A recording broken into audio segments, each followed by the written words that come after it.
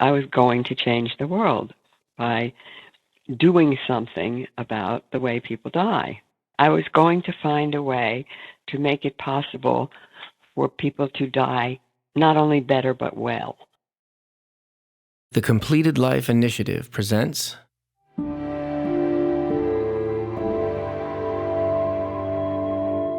Voices of the Completed Life. In each episode, we share unprecedented conversations at the heart of the human experience.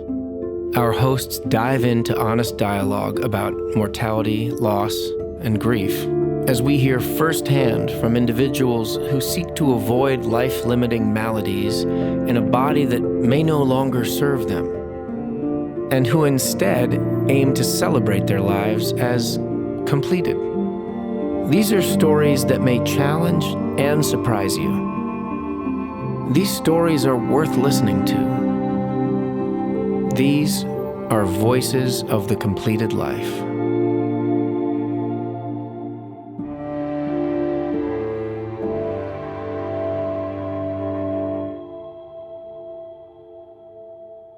Our host for this episode, Dr. Lewis Cohen, MD, is an advisor to the Completed Life Initiative who brings expertise in the psychiatric aspects of end-of-life care.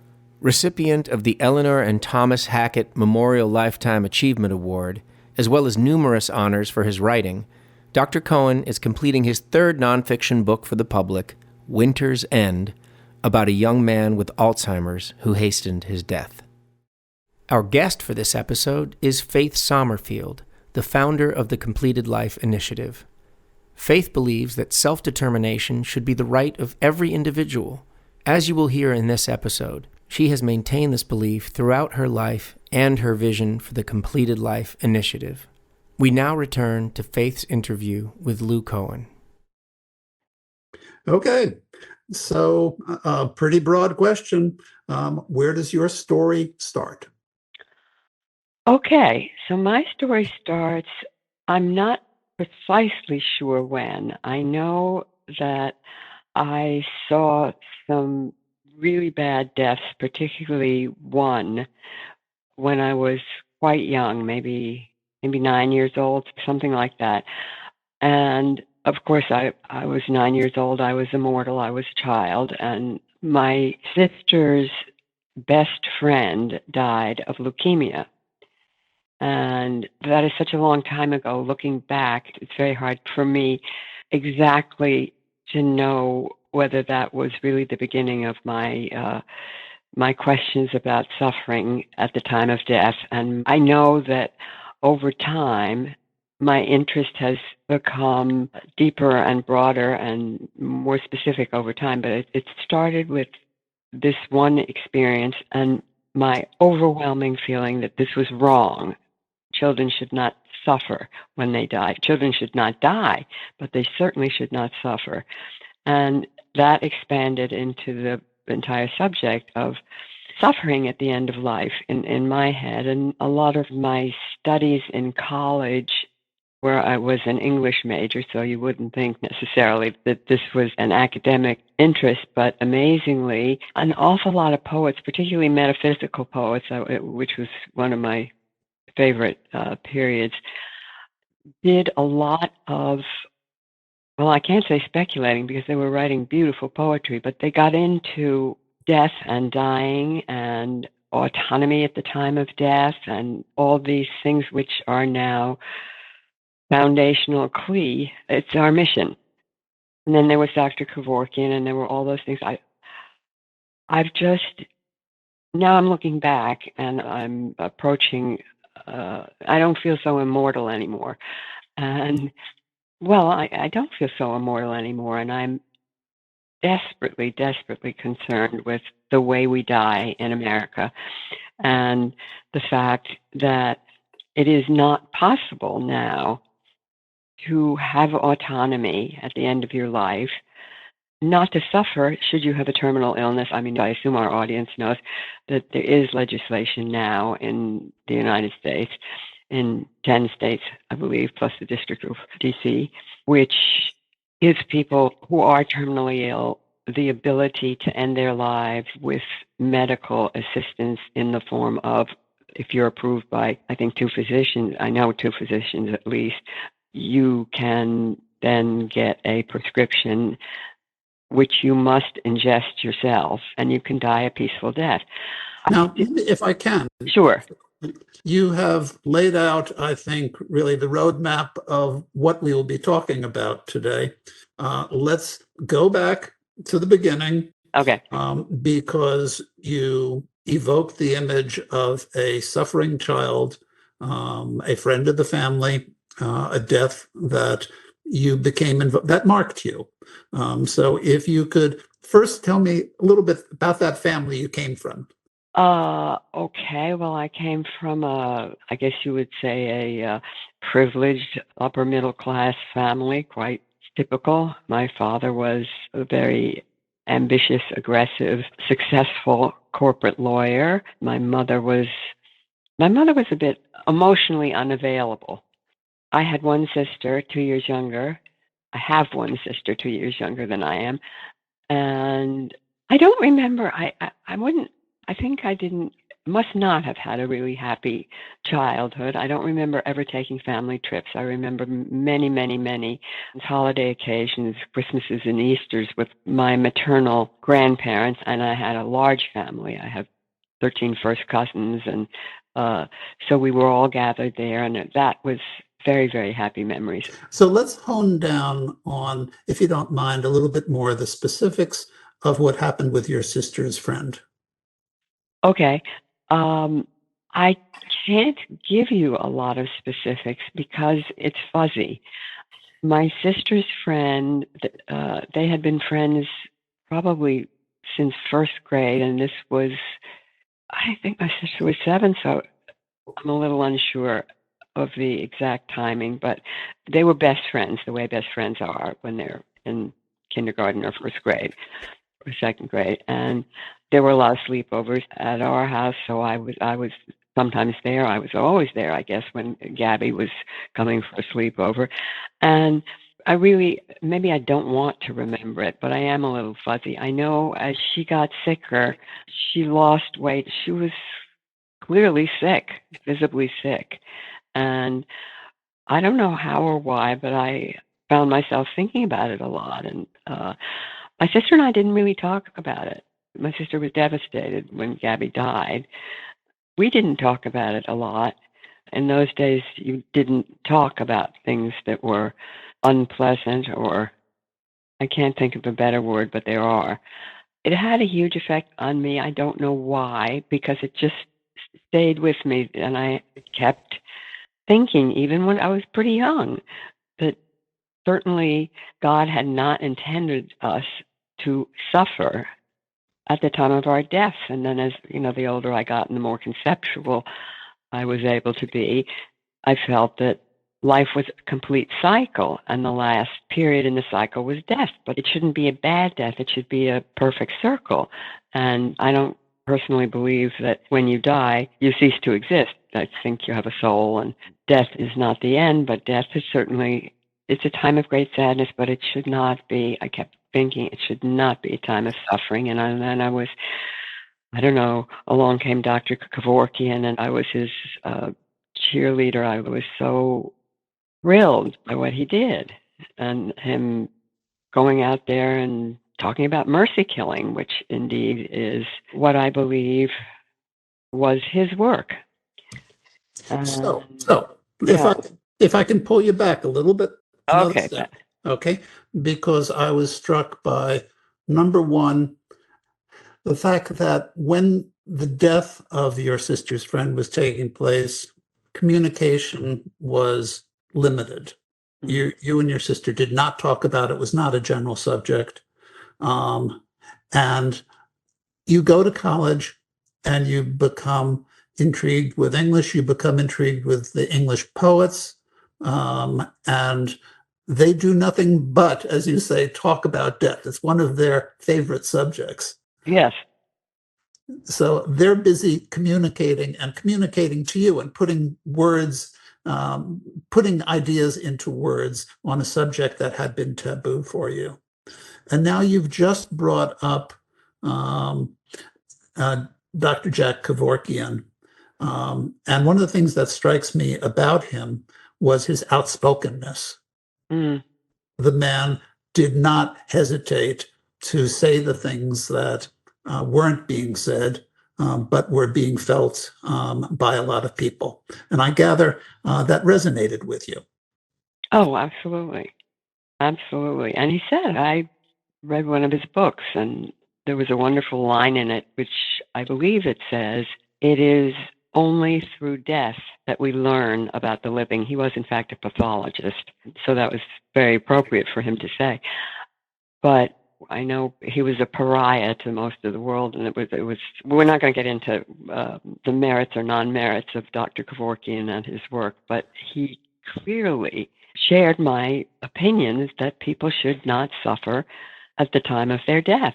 I just was so incredibly impressed by what he did and his willingness to talk about it and his lack of fear, his willingness to confront anybody and of course he ended up in jail. Which is, of course, what happens when people speak unpopular things, Yes, when they are willing to talk about taboos. this is absolutely true. Now, I want to just, if you can, take me through. So, college, focus on English. Next step in your life is to what? Okay, next step in my life wasn't really focused on English. I was going to, I wanted to focus on English. My parents insisted that there was no way I could get out of it. I don't know why. I was old enough. I certainly should have been able to rebel a little better, but my parents insisted that I go to Paris for my junior year, which at the time, the college I attended had maybe the only program. I don't know. Anyway, it was known for the junior year abroad programs. So I tried every way I could to not qualify. I think I even tried to fail an exam. I don't know what I did. I really tried hard, but I couldn't get out of it, and I had to go, and I went.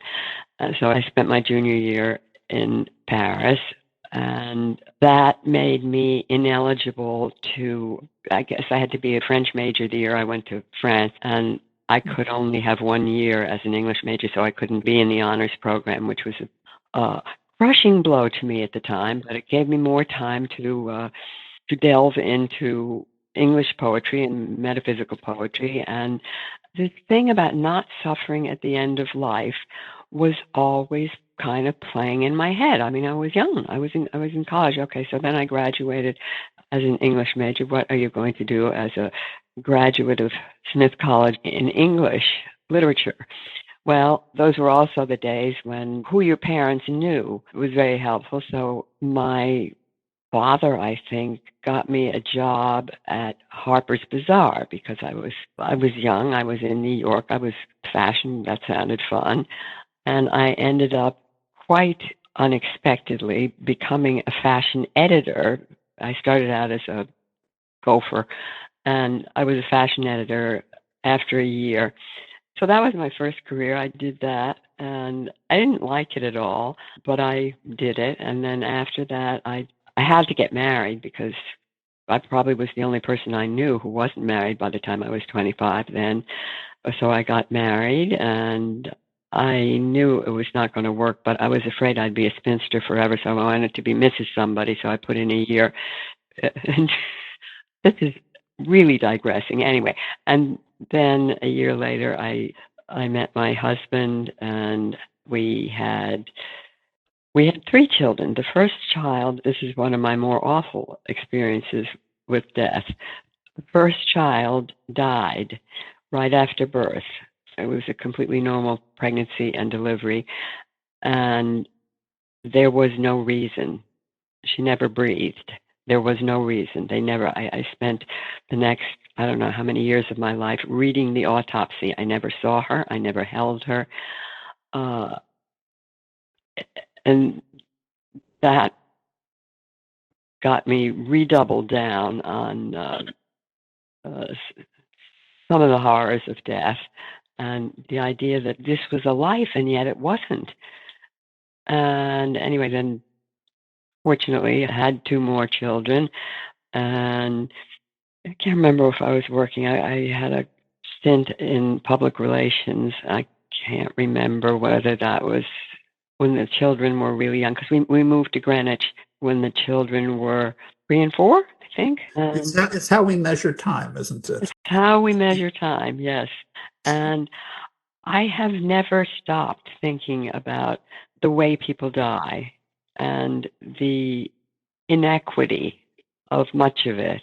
And I always, it kind of in the back of my mind, well, everybody wants to live his or her life or their life and somehow change the world before they die. I certainly did. And I had this idea that I was going to change the world by doing something about the way people die. Now, that, by the way, is an incredibly powerful statement. So let me just repeat that you were going to change the world I by was going doing to change. something about how people die. I was going to find a way to make it possible for people to die not only better but well. This is a concept I think I could not have developed when my sister's friend died when I was 9 or 10, or when I was in college, or I don't know when that came to me. But everybody hopes that they will be able to do something in their life that truly changes the world or makes it a better place, or uh, their life can have real meaning. And I don't know when I decided that this was going to be the way I was going to change the world, and I was going to change it. So I'm working on it. So what was the point that you began to actually move on that idea, actualize that idea? Actualized that idea. Oh, it was a long, long, long time. Well, CLE is in its third year. In the fall, we start our third year of programming, and it was a long, long time in actually giving birth to CLE. It was a lot of thinking about how I was going to go about doing this, and how I could potentially, literally, really change the way people died. And then after my children were grown and out of the house, I didn't work for a long time when I was raising my children. And then I went back to work. I guess they were still in college, and I found another career, which I really liked, which was interior design, having nothing to do with how people die. But I was always thinking about Clee. And when I guess I literally was saying to myself, you can change the world. You can change the way people die. And then I read a lot about death and dying, and certainly during the Kevorkian years. And then you started seeing in the news media a lot of articles. Well, there weren't a lot. I would say there still are not a lot, but it certainly is out there. And at a certain point, I felt that the conversation about how people die was sufficiently out there so I could make an effort to produce my organization or to make CLE happen. And it's happened. And I know, because when I started, I didn't know any of the well-known people working in the field of bioethics and palliative care and doctors, and I really didn't know anybody. And well, everybody, when I developed the concept of putting together I guess it was a foundation structurally when we started it. I think it still is. But anyway, a not-for-profit. The first person I cold called. I mean, I was nobody from nowhere, knowing nothing. He gave me a list of names, Mhm. people I'd never heard of, who are now on my steering committee and now very much involved in CLE. And I just started calling, and I called everybody. I mean, it was a cold call, and one thing led to another, but I decided that there was a message in this, the fact that these really well-known, serious scholars, academics, would talk to me. I mean, I just picked up the phone. I said, this is Faith Sommerfield. I want to talk to me. And people talked to me. So I decided that the spirit was moving, and this was really the right time for this to happen. And I think that's true. I don't know how I got that lucky, but I think it was the right time in the world in which we now live, and politically, philosophically, in every way. I think it was the right time for somebody to start trying to take this conversation public. And conversation is really the right word, isn't it? Again, I'm hearing about talking, I'm hearing about conversing, I'm hearing about you have had no hesitation to either admire or reach out controversial figures and try to talk to them, speak to them, get their ideas. And again, tell me if I'm wrong, but it seems to me that the initiative that you've created is all about encouraging conversation without, by the way, my sense that you're going to try to proscribe or prescribe a particular way that people should be thinking or should be figuring out for themselves. You're absolutely correct. What I am trying to do is allow people who want to continue to have autonomy at the end of their lives and to have a say in how they die to do that. And I'm obviously aware that there's legislation. We don't, at CLE, we are partnered with other organizations that are really working hard in terms of advancing the legislation and advancing and improving. But this is in the United States. Yes, in the United States. In the United States, we're also, I believe, we're partnered with. The World Federation of Right to Die Societies. Yes, Yeah. and Itself is an umbrella organization. Exactly. Yeah.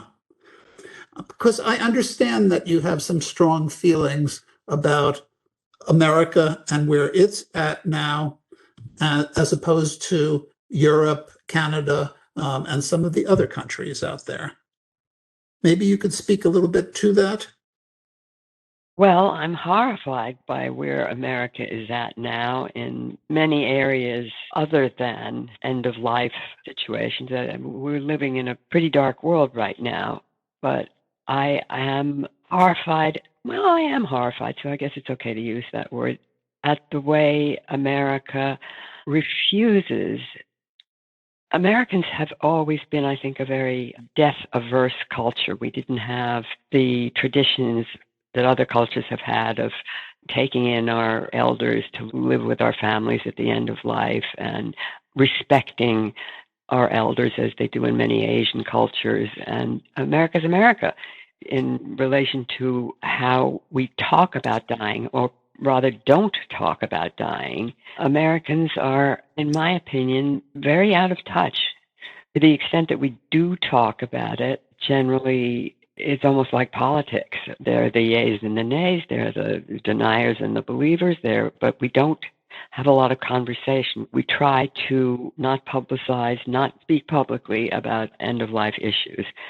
And in my mind, we're very, very, very far behind in America, and I haven't completely figured out all the reasons or what we can do about it, but we certainly are trying. Who would you point to as being ahead, as maybe a place where we could learn something from? Oh, the Netherlands, where it was called euthanasia. I don't know if it still is. That is people who die absent a terminal disease, which is, I mean, the idea that somebody might even want to die without a terminal disease is uncomfortable for many people to talk about, uncomfortable for people to think about. And when you're talking about people with terminal diseases, there's this huge question of how long they need to suffer if they don't wish to. There are many, many terminal diagnoses one could have where the disease at a certain point really makes life, in the eyes of the individual who has it, unbearable, and it becomes a life that no longer serves them, and they don't want to live, because the way you live sometimes with some terminal diseases, it can be pretty horrible. And we've made great strides in palliative care, but I think we've also allowed it to prevent or make it very difficult for movements such as the completed life and let me just hold on to that for a moment, because you are talking about in the Netherlands, in the Benelux countries, it is not the help that can be offered to people is not restricted to just people who are actively dying, who are That's not correct. actively terminally ill. and that there is a movement that has popped up that has become apparent in these countries called a completed life. And I'm fascinated. Yeah. I'm going to be selfish here. I'm not really sure that it's completed life isn't our term, my term. I'm not sure if it was me. It was very hard for us to come up with the term completed life. I think completed life is such a perfect two words, completed life. It perfectly describes what we're trying to do. And I'm not sure that it wasn't called a completed life. Maybe the concept was there, but they called it euthanasia. Mm-hmm. So tell me why you why you feel those two words together, completed life, captures something that's important to you. Oh, because I feel that life is so precious and such a gift, and each one of us, I think, has an obligation to live our lives as best as we possibly can. And after you get to be a certain age, I think you can't not realize that you're no longer immortal. You never were, but you thought you were. You lived as if you were. But you get to a point in your chronology where you become aware you are going to die. And But you're in a wonderful place because you had mentioned about how you've been feeling that you are no longer immortal at this time. That was mentioned real early on when you first began to sort of run through, I think, the topics, the chapters that we were going to be discussing. And this is a good chapter to kind of end on. So tell me what it is like for you to not feel immortal and that it's time for you perhaps to write the last chapter. How's that chapter going to look? okay, well, obviously, I've spent a lot of years thinking about death and dying and how people die and ultimately how I want to die. And I have a real sense in my mind about what my completed life will look like. And I have criteria which, if I can't meet certain criteria, my life will no longer serve me. If my life no longer serves me, in other words, if it's not a life in which I feel I can be a valued member of my community and wherever I am and whatever I want to do and whoever I want to associate with, if I don't feel that I can continue to do that, I will have completed my life. And my life, well, I think it's a matter of, I love the term, it's a your profession term, radically accepting, radical acceptance.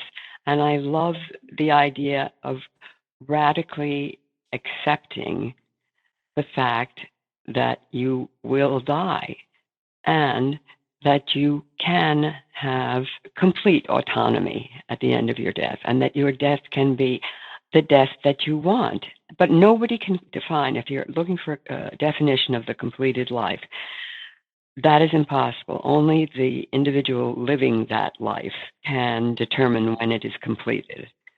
Well, but again, my God, that either the penultimate or ultimate chapter of your life includes creating a foundation as you have, is to me a remarkable achievement, and one you should feel really proud about. You've assembled some marvelous people, and you seem to have a wonderful goal ahead of you.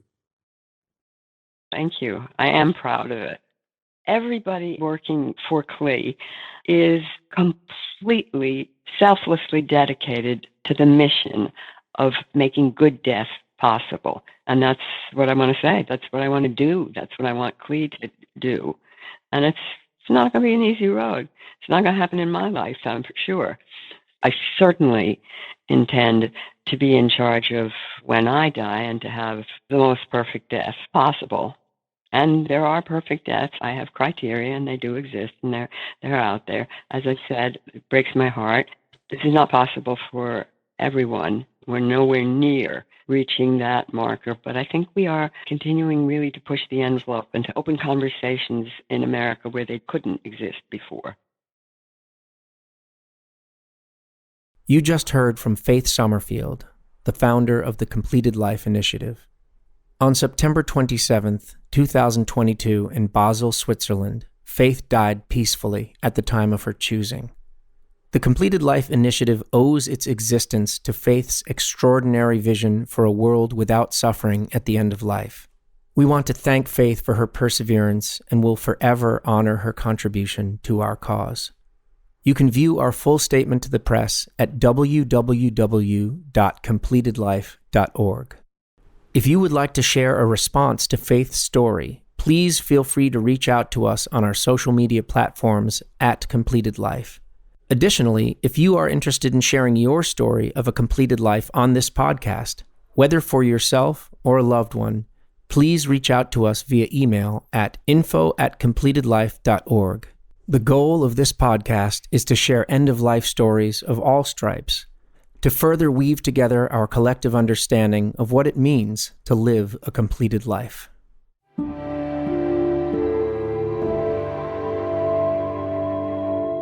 This has been Voices of the Completed Life. Thank you so much for listening. Visit us at www.completedlife.org. That's completedlife.org, where you'll find extensive video content regarding resources on aid in dying, featuring discussions led by expert clinicians, bioethicists, policymakers, and end-of-life doulas. At the Completed Life Initiative, we advocate for a person's right to direct their own end-of-life care. Take control over your transition, your life, your choice.